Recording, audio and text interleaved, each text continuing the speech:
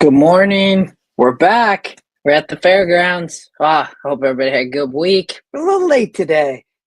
Just finally trying to get through the back half of the card. I Last couple of days it's been busy, but I'm glad to be back. We are here.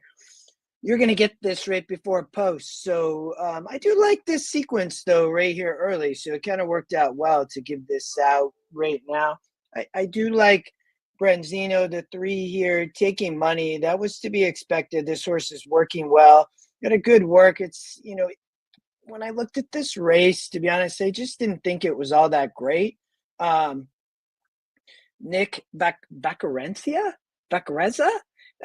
he took over for his dad. He's a 25-year-old kid training here, going for win number 1. Jose rides. So this horse is live. It didn't break well from the gate in the work. It was the one thing when I watched and talked about it with the EE crew. But I think this horse is fit, ran really well in the work. It's just not a great group. I thought you could double into the next race. The 4 has a shot here. Good to be Prince. I thought you could beat the 4, but if we go into race number 3, and again, I like Brenzino, the 3 there, but if you want to double, I'm going to double, and you could probably use both there if you wanted.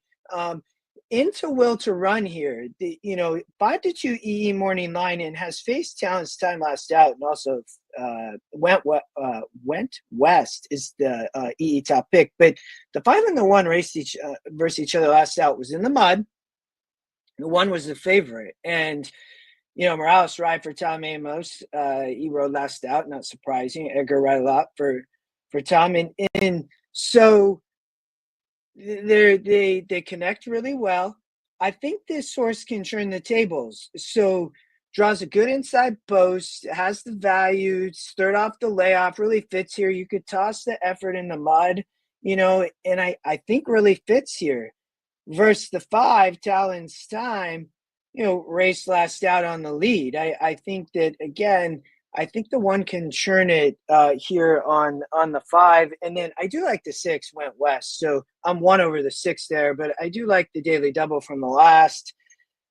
Let's go. We got some prices, I know, because I liked a few prices as well. So, and we're on the turf, which is amazing.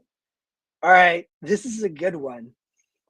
So I like Me Solution here. This is a great race. Keith Bourgeois, Florent Giroux is riding here. And Flo been having a great me at Fairgrounds, I would tell you. He 18 for 64. So, he's doing well. You look, and last winter, only has 11 races. Last winter won 2 times here at Fairgrounds in a 54 and a 58. One easy right off the lead. Right. And then, didn't necessarily run here off the layoff. And then this race was way too tough in a stakes race. And now they drop back in here into claim your ranks. It is state bred allowance optional claim. So third off the layoff, into tough, has shown some ability early in the career. Then they remove blinkers, which, it's at start 12. But I thought this horse might be able to, not quite show his enough speed and maybe show a little bit of ability to relax. I think can sit a good trip either way. It's very hard to wire on the turf. Tussling Charlie is one that has wired on the turf before at the meet. There's only been 2 of them so far on the front end, going 8 was one of them. So, but I like Me Solution to sit a really good trip. It's a tough race underneath, though. I thought Deer Crossing had a shot as well. That was my second pick. But I really like Me Solution here. Set off the speed. They remove blinkers, on the turf. I think it's a great trip. All right, we're going to keep going to race number 6. Another price on the turf. I guess we're price shopping today. XJ Rascal. We're going to get a price. It is the long shot as well. I think the A horse was, too. So when we dive in here, Justin Genzone, the source was sprinting over on the dirt, was just a prep, obviously, in my opinion. So, second time trainer switch from Chris and Mulhall coming out of California. And, these were tough races over at Santa Anita and Del Mar. Has shown the ability to run on the lead 5 back in a 60, right, going 8.5, and has also shown the ability to close on the Del Mar turf course. I think gonna get, there's no speed in this race. So it's going to be a total question mark. I mean, we watched the race sim and the 5 is out here the whole time. And then the 3 and 6 come, and I think they're obviously players. But I think XJ Rascal and Michelle Rowland, or Madeline Rowland, sorry, I think this is just a sneaky, sneaky play by Jen Zone. I'll have to get my analysis in there for the EE users still, but I thought was really, really sneaky at a great price.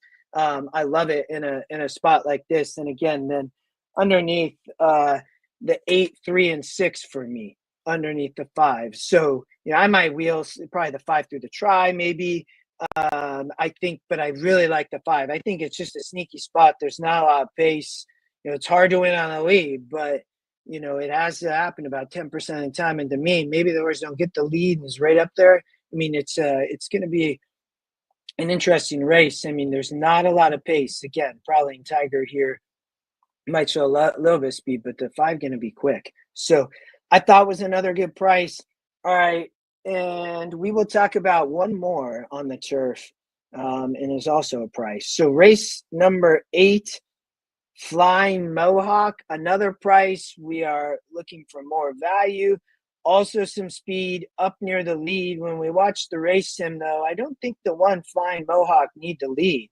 And you can see here, a race down the lead 2 back in the grade 2 Pilgrim up at the Big A on the yielding turf course. They knew this. Whitworth Beckman knew this horse had talent, right? So struggled to break the maiden. It's tough to win off your maiden, but this one looks to have a lot of talent, a big GSR, and then stopped really off the pace to break its maiden, right? And that's not surprising. I mean, again, ran on the lead really well in a 68, grade 2 up at the Big A. So I thought didn't need the lead, considered dream trip. Again, we're price shopping on the turf. Good luck today. You'll get this right before post time. Press your opinion, and as always, we'll see you.